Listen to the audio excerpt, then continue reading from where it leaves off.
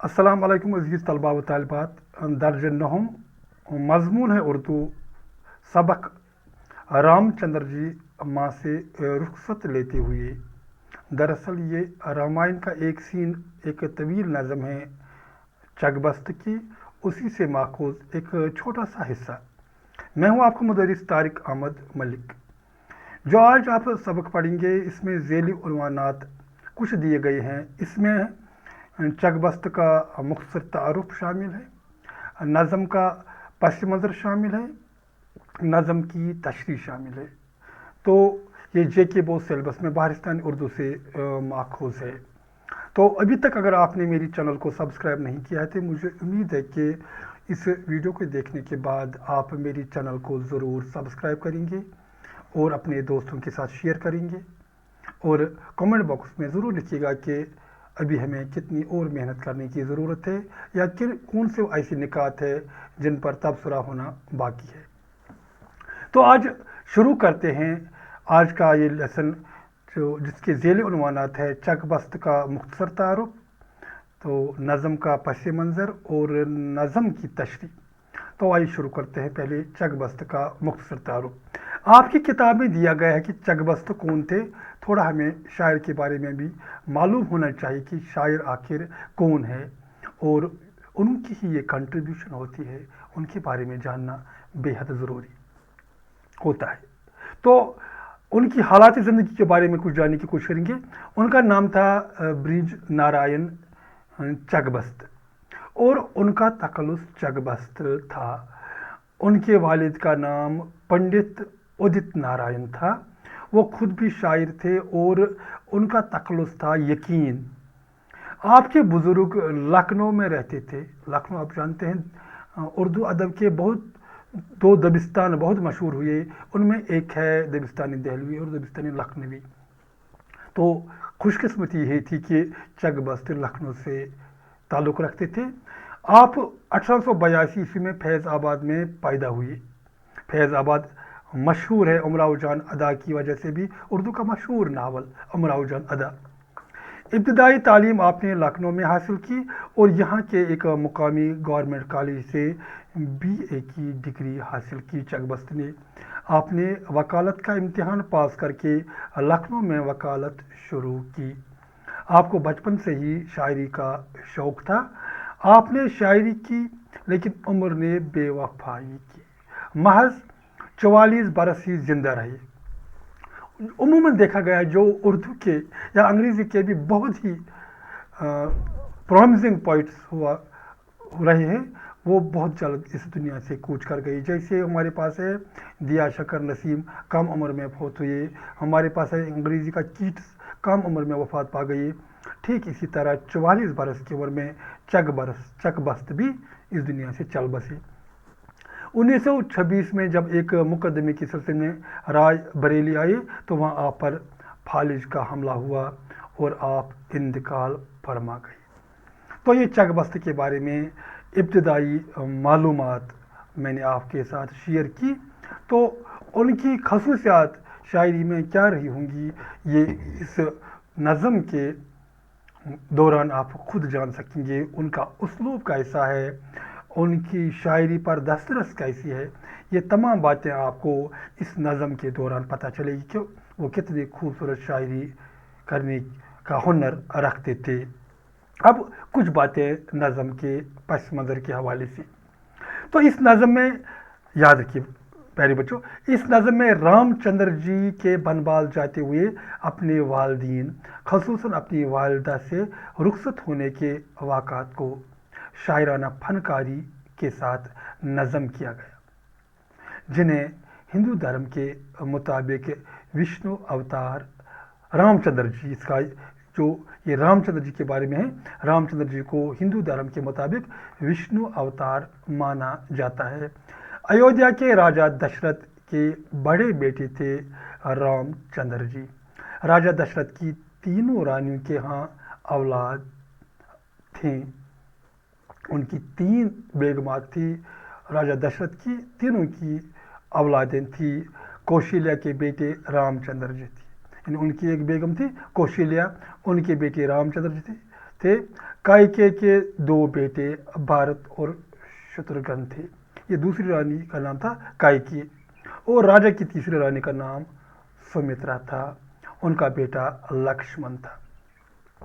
राजा दशरथ ने बुढ़ापे में अपनी सल्तनत अपने बड़े और आकिल बेटे रामचंद्र जी को देनी चाहिए, लेकिन उसकी दूसरी रानी कायकी ने माजी में कहीं उससे 2 वादे लिए थे और कहा था कि वक्त आने पर वो अपने वादों का इजहार राजा के सामने करेगी। अब कायकी के लिए वो वक्त आ गया था, इसलिए उसने वादे याद दिलाते हुए कहा कि पहले वादे के मुताबिक राजा अपने बड़े बेटे रामचंद्र जी को वनवास भेज दे, वनवास जंगल में रहने के लिए भेज दे, और दूसरा वादा पूरा करते हुए राजा उसके बेटे भरत को अपनी सल्तनत हवाला कर दे, यानी कायकी के बेटे भरत को वो ये सल्तनत हवाला कर दे।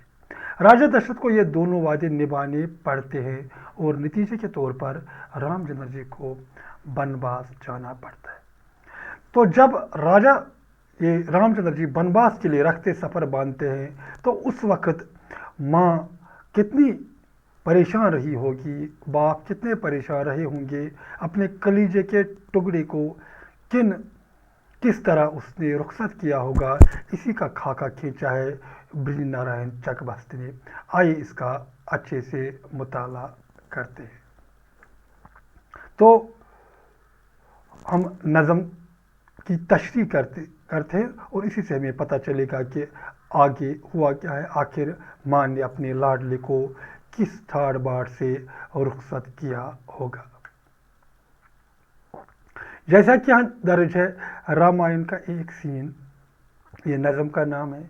इसी से रामचंद्र जी की माँ से रुखसत लेते हुए ज़ेली उन्वान दिया गया है और इसी का हम अब यहाँ इसी की तशरीह हम करेंगे। तो पहला बंद ऐसा है, क्या जाने किस ख्याल। तो हम यहाँ पढ़ते हैं, हाँ। क्या जाने किस ख्याल में गुम थी वो बेगुनाह, नूरे नज़र पे दी दये हसरत की निगाह, जुम्बिश हुई लबों को बरी एक सर्द आह, ली गोशहाये चश्म से अश्कों ने रुख की राह, चेहरे का रंग हालत दिल खोलने लगा, हर मोए तन जुबां की तरह बोलने लगा, आखिर असीरे यास का कुपले दहन खुला, वाथा दहाने जख्म के बाबे सुखन खुला, एक दफ्तरे मजालिम चरखे कोहन खुला, अफसाना ये शदाइद रंजो सुखन खुला, दर्द दिले गरीब जो सर पे बयां हुआ, खून ने जिगर का रंग सखन से अयां हुआ। पहले इन 2-3 बंद का मानी देखते। क्या जाने किस ख्याल में गुम थी वो बेगुनाह। शायर कहता है कि पता नहीं, क्या जाने, पता नहीं किस ख्याल में, पता नहीं कि किस ख्याल में वो बेगुनाह माँ गुम थी।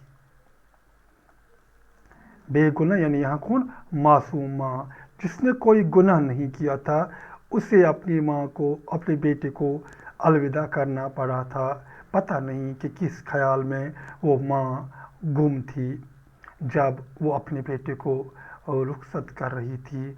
नूरे नज़र पे दी दये हसरत से की निगाह। उसने क्या किया, नूरे नज़र, आँखों के नूर, आँखों का नूर कौन है यहाँ, आँखों का नूर, नूरे नज़र यानी अपना बेटा यानी रामचंद्र जी पर उसने क्या किया, दी दये हसरत, हसरत बरी निगाहों से। दी दये हसरत कहते हैं हसरत बरी निगाह से, यानी उसके बस में कुछ नहीं था सिवाय हसरत। वो नहीं चाहती थी कि उसका बेटा उससे एक पल के लिए भी जुदा हो जाए। नूरे नज़र पर दी दये हसरत की निगाह, उसने अपने लखते जिगर नूर नज़र पर हसरत भरी निगाहों से एक बार फिर नज़र दौड़ाई, जुम्बिश हुई लबों को बड़ी एक सर्द आह, उसके लबों को, उसके होंठों को लर्जिश हुई। लब कहते हैं होंठ को, होंठों को लर्जिश हुई बड़ी एक सर्द आह, जब उसने एक ठंडी आह भर दी। क्यों ठंडी आह भर दी? क्योंकि उसका लखते जिगर उससे दूर होता जा रहा था। ली गोशहाए चश्म से अश्कों ने रुख की राह, गोशहाए चश्म यानी आँखों के कोनों से, आँखों के कोनों से क्या निकला? आँखों के कोनों से अश्कों ने, आंसुओं ने क्या की? रुख की राह, वो बहते गए और चेहरे की तरफ बढ़ते गए। यानी जब अपने मासूम बेटे की तरफ देखती थी, आंसू बहा रही थी और आंखों में इतने आंसू आए कि उन आंसुओं की वजह से सारा चेहरा आब आब हुआ, उस पर वो आंसू बिखरते गए। चेहरे का रंग हालत दिल खोलने लगा, चेहरे का रंग बदल गया, यानी चेहरा जर्द पड़ा, क्योंकि अपने बेटे के गम में हालत दिल खोलने लगा। इससे क्या हुआ? जो दिल की हालत है, इस दिल की हालत वाजिया होने लगी चेहरे के रंग से। किसकी? माँ की। किसकी माँ? रामचंद्र जी की। हर मोई तन जुबान की तरह बोलने लगा, हर मोई तन, जो जिस्म पर जो भी वाल था वो खड़ा हो चुका था, वो जुबान बनकर बोल रहा था कि हाय मेरा बेटा मुझसे बिछड़ा जा रहा है, वो मुझसे दूर होता जा रहा है। 12 साल के लिए पता नहीं कैसे जंगल में ज़िंदगी गुजारेगा, कौन उसकी वहाँ देखभाल करेगा। आखिर असीरे यास का कुपले दहन खुला। असीरे यास, असीरे यास कहते हैं नाउमीदी का कैदी, नाउमीदी का कैदी। ये कौन बन चुका था? ये वही माँ बन चुकी थी जिसको एक वादे के एवज अपने बेटे को दूर भेजना पड़ रहा था। आखिर असीरे यास का, आखिर इस नाउमीदी का कैदी जो बन चुका था माँ, उसके कुपले दहन खुला, उसके मुंह का ताला खुल गया, यानी वो अब बोल पड़ी। वाह था दहाने जख्म के बाबे सुखन खुला, वाह था यानी खुला था, क्या? दहाने जख्म यानी जो जख्म था, जख्म का मुंह, क्योंकि ये जख्म कैसे लगा था? ये अपने प्यारे बेटे की, अपने लखते जिगर की जुदाई का जख्म था। वो जख्म खुल रहा था कि बाबे सखन खुला, कि ऐसे में बाबे सखन की बात, यानी अब बात सामने आने लगी। वो बात क्या थी? एक दफ्तर मजालिम चरखे कोहन खुला, एक दफ्तर मजालिम, मजालिम कहते हैं जुल्म, जुल्म का दफ्तर, दफ्तर मजालिम, जुल्म का दफ्तर, जुल्म की शिद्दत। चरखे कहन, पुराना चरख, पुराना आसमान, यानी आसमान हर दौर में मजालिम ढाता रहा। आज फिर आसमान की वो लिखी हुई किताब, पुरानी किताब खुलने लगी और एक माँ को इसका खमियाजा उठाना पड़ रहा था। अफसाना ये शदाइद रंजो सखन खुला, इतना ही नहीं, शदीद की जमा तकलीफ़ात, मसाइब, तकलीफ़ात, तकलीफ़ात, तकलीफ़ात का, मसाइब का अफसाना। रंज भी कहते हैं गम को, रंजो सखन खुला, यानी जो तकलीफ़ात मसाइब का की जो दास्तान थी, आज एक माँ के सामने खुल रही थी और ये आसमान देख रहा था। درد دل غریب جو سر پہ بیاں ہوا، درد دل غریب جو غریب دل کی آہو پکار تھی، غریب دل کا کرب اور درد، یعنی یہ دل کس کا غریب ہو چکا تھا، کس کا بیچارہ دل ہو چکا تھا، ایک ماں کا، اس دل کا جو کچھ نہیں کر سکتی تھی، جس کے حد اختیار میں کچھ نہیں تھا، جو سر پہ بیاں ہوا، اگر وہ سر پہ بیان ہوا یا وہ بیان میں آ گیا، بیان میں آ گیا، یعنی لوگوں کو پتہ چلا کہ ماں کے دل میں کتنا درد ہے، درد دل غریب، یہ یہاں استعارہ ہے ماں کے لیے جو اپنا بیٹا اپنے آپ سے دور کر رہی تھی، جو سر پہ بیاں ہوا، جب بیان میں آ گیا، خون جگر کا رنگ سخن سے عیاں ہوا، تو شاعر نے اس وقت جو بھی سخن دکھایا، شعر و شاعری لکھی اس بیان کے لیے، خون جگر کا رنگ سخن سے عیاں ہوا، تو اس میں خود ہی جگر کا خون آنے لگا، یعنی جگر کا خون جب شاعر یہ بیان کرتا ہے، وہ کہتا ہے کہ میرے اس سخن میں جگر کا خون شامل ہو گیا، میرا دل پارا پارا ہوتا گیا جب یہ بیان میں کرتا گیا، یا جب وہ ماں یہ بیان کرتی تھی، لگتا تھا کہ اس کی باتوں میں جگر کا خون دور سے دکھائی دے رہا تھا۔ سن کر زباں سے ماں کی یہ فریاد درد خیز، پھر کیا ہوا؟ سن کر زباں سے ماں کی یہ فریاد درد خیز، درد بری فریاد، جب ماں کی یہ درد بری فریاد سنی، اس خستہ جاں کے دل پہ چلی غم کی تیغ، اس خستہ جاں، اس بیچارے خستہ جاں، حسرت بیچارے رام چندر جی، اس خستہ جاں جس کی جاں اب نکلی جا رہی تھی، یعنی رام چندر جی کے دل پر کیا چلی؟ غم کی تیغ، یعنی غم کی تیز تلوار اس وقت چلی، تیز تلوار جب اس کی ماں رو رہی تھی، کرا رہی تھی اپنے بیٹے کی جدائی پر، عالم یہ تھا قریب کی آنکھوں اشکریز، حالت یہ ہونے جا رہی تھی کہ اب بہت جلد رام چندر جی کی آنکھوں سے آنسو بر آئے، اس کی آنکھوں میں سے آنسو رواں ہو جائیں، اشکریز یعنی آنسو سے برے،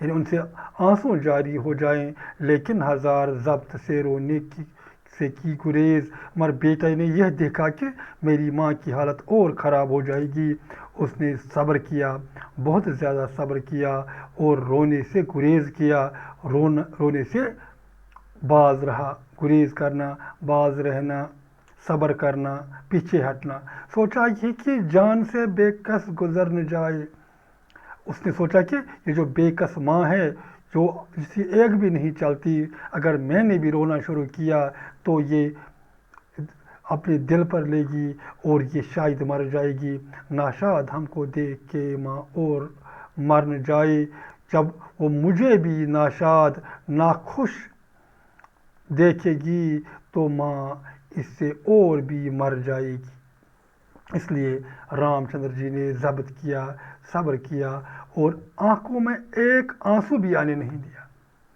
کہتے تھے لوگ دیکھ کے ماں باپ کا ملا، پھر شاعر نے لوگوں کی زبان سے یہ بات کہی، لوگوں کی آواز سے بات کہی، کہتے تھے لوگ دیکھ کے ماں باپ کا ملا، وہ کہتے ہیں کہ جو لوگ وہاں کھڑے تھے، موجود تھے، وہ کہتے تھے کہ ماں باپ، جب انہوں نے ماں باپ کا غم دیکھا، کیا کہا؟ ان بے کسوں کی جان کا بچنا ہے اب محال، یہ جو بے کس ہے، بے بس ہے، کون؟ ماں باپ کی بے بسی، ماں بھی اور باپ باپ کی بے بسی، اب ایک وعدے کی وجہ سے دونوں بے بس تھے، اب ان کا بچنا محال ہے، یعنی ناممکن ہے۔ اپنی بیٹے کی جدائی میں وہ نہیں برداشت کریں گے، اپنے بیٹے کی جدائی، وہ شاید مر جائیں گے، یعنی راجا دشرتھ اور اس کی بیوی بھی، یعنی رام چندر جی کی ماں۔ ہے کبریا کی شان گزرتے ہی ماہو سال، مگر دیکھیے کبریا یعنی خدائے بزرگ برتر، خدائے بزرگ و برتر کی شان دیکھیے، کیا ہوا؟ گزرتے ہی ماہو سال، مہینے بھی گزر گئے، سال بھی گزر گئے، خود دل سے درد ہجر کا کرتا گیا خیال، یہ جو جدائی کا درد تھا یہ آہستہ آہستہ آہستہ آہستہ کٹتا گیا، کم ہوتا گیا، اس کا تصور آہستہ آہستہ کم ہوتا گیا۔ کس کا تصور؟ یعنی ہمارا بیٹا ہم سے دور ہے، پتہ نہیں کہ جنگل میں کیسی زندگی گزارتا ہوگا۔ تو آہستہ آہستہ قدرت کی یہ شان تھی کہ آہستہ آہستہ اس کے بارے میں وسواس کرنا انہیں کام ہوتا گیا۔ ہاں کچھ دنوں تو نوحہ و ماتم ہوا کیا، ہاں یہ بات ضرور ہے، کچھ دنوں تک وہاں رونا دھونا رہا، ماتم بھی ہوا اپنے بیٹے کی جدائی میں، آخر کو رو کے بیٹھ گئے، اور کیا کیا؟ تو آخر انہوں نے بھی خود کو ضبط کیا اور رونا دھونا بند کیا، اور اس کے سوا انہیں کچھ بھی چارہ نہیں تھا، کوئی چارہ نہیں تھا اس کے سوا، انہوں نے اس لیے رونا دھونا بند کیا۔ اکثر ریاض کرتے ہیں پھولوں پہ باغباں، اب یہاں شاعر کی بات، وہ کہتے ہیں کہ یہاں استعاروں میں یہ بات کرتے ہیں، اکثر ریاض کرتے ہیں پھولوں پہ باغباں۔ یہ جو باغبان ہوتا ہے، مالی جو ہوتا ہے، یہ پھولوں پر محنت کرتا ہے، اس کے باغ میں جو بھی پھول کھلتے ہیں بہت زیادہ محنت کرتے ہے، دن کو دھوپ رات کو شبنم انہیں گرا، باغبان سوچتا ہے کہ یہ دن کی جو دھوپ ہے یہ بھی بھاری ہے میرے پھولوں پر، وہ ہمیشہ سوچتا ہے کہ میرے جو یہ پھول ہے، پھول نرم ہے، نازک ہے، انہیں بچایا جا سکے، سے تیز دھوپ سے بھی کہیں مر نہ جائیں، شبنم بھی ان پر گرا، انہیں لگتی ہے کہ شبنم کے قطرے بڑے ہوتے ہیں، یہ بھی ان پر باری پڑ سکتے ہیں، یہ ایک باغبان کا خیال ہوتا ہے کہ اس کے پھول ہر آفت سے بچے رہیں، اس لیے انہیں دھوپ سے بھی اور شبنم سے بھی بچانے کی کوشش کرتے ہیں۔ تو یہاں شاعر جب مالی کی بات کرتا ہے تو سوچ یہی ہے کہ ماں اور باپ رام چندر جی کے فادر راجا دشرتھ اور اس کی جو رانی کوشلیا، وہ دونوں یعنی راجا دشرتھ اور کوشلیا جو اس کی بیگم تھی، یہ مالی تھے اس پھول کے، یہ اگر مالی ہے تو پھول کون تھا؟ رام چندر جی ان کے لیے پھول ہے۔ جس طرح ایک مالی سمجھتا ہے کہ میرا پھول نازک ہے، اس سے دھوپ بھی نہیں لگنی چاہیے، اس سے شبنم بھی اس پر نہیں گرنی چاہیے، یہ اتنا نرم و نازک ہے، لیکن جو رنگ باغ بدلتا ہے ناگہاں، مگر باغ جو ہے یہ اچانک کبھی نہ کبھی اپنا رنگ بدلتا ہے۔ کون مالی چاہتا ہے کہ خزاں آئے، مگر باغ جو ہے یہ رنگ بدلتا ہے، ایک دن خزاں آتی ہے اور پھول مرجھا جاتے ہیں، اسی طرح کب تک یہ جو دنیا ہے، دنیا میں بھی ایسا ہی ہوا، راجا دشرتھ نے بھی چاہا ان کا بیٹا ہمیشہ سکھ میں رہے، کوشلیا نے بھی چاہا، مگر کیا کریں، دنیا کا دستور ہے، دنیا کبھی بھی اچانک رنگ بدلتا ہے، وہ گل ہزاروں پردوں میں جاتے ہیں رائے گاں، جو پھول ہمیشہ حفاظت سے رکھے جاتے ہیں، اگر وہ ہزاروں پردوں میں بھی ہوں، حفاظت میں ہوں، مگر ایک دن کیا ہوتا ہے، وہ رائے گاں ہو جاتے ہیں، یعنی وہ مرجھا جاتے ہیں۔ یعنی مالی کی حفاظت کسی کام کی نہیں رہتی، جب باغ رنگ بدلتا ہے، جب خزاں آتا ہے، رکھتے تھے جو عزیز انہیں جان کی طرح۔ پھر رام کی بات آئی یا پھول کی بات، رکھتے تھے جو عزیز انہیں جان کی طرح، انہیں نے جو پھولوں کو اپنی جان سے بھی پیارے رکھتے تھے، ملتے ہیں دست یاس وہ نا امیدی کے ہاتھ، جب ان کے ہاتھوں میں کچھ نہیں رہتا تو وہ اپنے ہاتھ جو نا امیدی سے بھرے پڑے ہیں ملتے رہتے ہیں، وہ برگے خزاں کی طرح، خزاں کے پتے کی طرح ہو جاتے ہیں۔ خزاں میں کیا ہوتا ہے؟ خزاں کے پتے جو اپنی مرضی سے اب شاخ پر نہیں رہ سکتے، جو گرتے رہتے ہیں، گرتے رہتے رکھتے ہیں جو عزیز انہیں جان کی طرح، جس طرح ایک مالی پھولوں کو اپنی جان کی طرح پیارے رکھتے ہیں، عزیز رکھتے ہیں، ملتے ہیں دست یاس وہ بر کے خزاں کی طرح۔ ایک دن ایسا ہوتا ہے کہ وہ نا امیدی کے ہاتھ ایسے ملتے ہیں جیسے خزاں کے موسم میں پتے ہاتھ ملتے رہتے ہیں اور گر جاتے ہیں۔